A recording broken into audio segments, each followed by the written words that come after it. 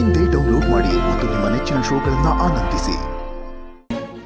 ನಾನ್ ಬಿಡ್ತೀನಿ ಗೋಪಕ್ಕ, ಶನಿ ಬಿಡ್ಬೇಕಲ್ವಾ? ಮುತ್ತೈದೇರು ಬರೋಕೆ ಹೊರಟು ನಿಂತಿದ್ರಂತೆ.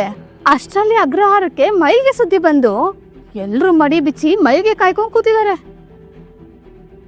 ಯಾರು ಬರೋದಿಲ್ಲ ಅನ್ಬಿಟ್ರು. ಈಗೇನ್ ಮಾಡೋದು ಒಂದು ಗೊತ್ತಾಗ್ತಿಲ್ಲ. ಮುತ್ತೈದೆಯವ್ರಿಗೆ ಬಾಗಿನ ಕೊಡದೆ ವ್ರತ ಮುಗಿಯೋ ಹಾಗಿಲ್ಲ, ವ್ರತ ಮುಗಿದೆ ಉಪವಾಸ ಮುಗಿಸೋ ಹಾಗಿಲ್ಲ. ಪಾಪ, ಇದು ಸರಸ್ವತಿ ಕರ್ಮ ಅಲ್ದೆ ಇನ್ನೇನ್ ಹೇಳಿ? ಒಳ್ಳೆ ಪೀಕ್ಲಾಟಕ್ ಬಂತಲ್ಲ, ಹೀಗೇನ್ ಮಾಡೋದು? ಅಮ್ಮ, ಎಲ್ಲದಕ್ಕೂ ಶ್ರೀಹರಿ ಇದ್ದೇ ಇರ್ತಾನೆ. ಏನೋ ಒಂದು ವ್ಯವಸ್ಥೆ ಆಗೇ ಆಗುತ್ತೆ.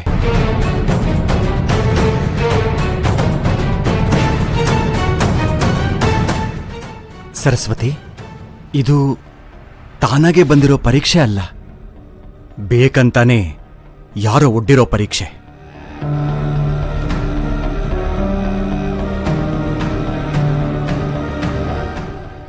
ಈ ಪರೀಕ್ಷೆನ ಎದುರಿಸೋಕೆ ಸಿದ್ಧಳಾಗು.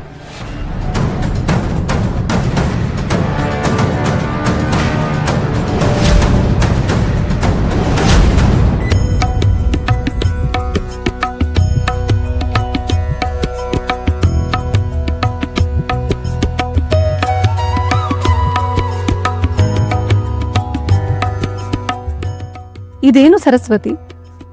ಭೂಲೋಕದ ಜನ ತಮ್ಮ ಬೇಡಿಕೆಗಳಿಗಾಗಿ ದೇವಲೋಕದ ಕಡೆಗೆ ನೋಡಿ ಧ್ಯಾನಿಸುತ್ತಾರೆ. ಆದರೆ ನೀನು ಭೂಲೋಕದ ಕಡೆ ನೋಡಿ ಚಿಂತಿಸುತ್ತಿದ್ದೆಯಲ್ಲ. ಅಲ್ಲಿ ನೋಡಿ, ಭುವನಗಿರಿಯಲ್ಲಿ ನನ್ನ ಮಗ ಸೊಸೆ ಮಾಡುತ್ತಿರುವ ವ್ರತಕ್ಕೆ ಭಂಗ ಉಂಟಾಗಿದೆ. ನನ್ನ ಮಗ ವೆಂಕಟನಾಥನ ಸಂಕಟವನ್ನು ನನ್ನಿಂದ ನೋಡಲು ಸಾಧ್ಯವಾಗುತ್ತಿಲ್ಲ. ನನ್ನ ಮಗ ಸೊಸೆಯನ್ನು ಈ ಸಂಕಟದಿಂದ ಪಾರು ಮಾಡಲೇಬೇಕು.